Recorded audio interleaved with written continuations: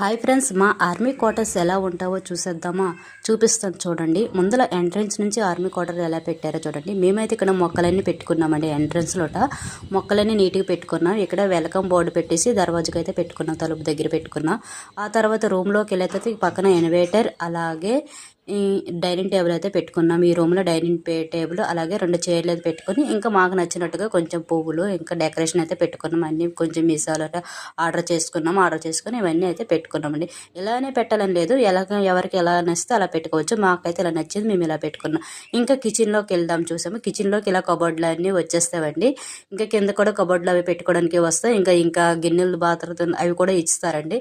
ఇక్కడైతే ఇలా నేను డబ్బాలు అవి దొరుకుతాయి కదా, మనకు సామాన్లు పెట్టుకున్నాను. ఇంకా పైన టీ కప్పులో పెట్టుకున్నాను. ఇంకా ఇదైతే బెడ్రూమ్ అండి.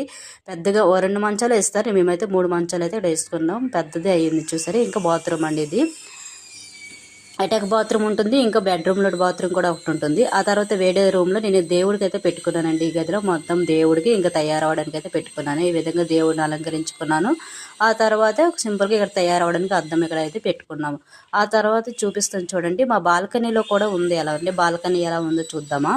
ఇక్కడ పిల్లలు పెన్న ఫొటోస్ అయితే అన్ని పెట్టుకున్నామండి. ఆ తర్వాత బాల్కనీ, ఇక్కడ మొత్తం మొక్కలు కూడా పెట్టుకున్నాము. మొక్కలు, అలాగే చెప్పుల స్టాండ్ ఇవన్నీ అయితే పెట్టుకున్నాం. ఆ తర్వాత ఇక్కడ తులసమ్మ పెట్టుకున్నాను.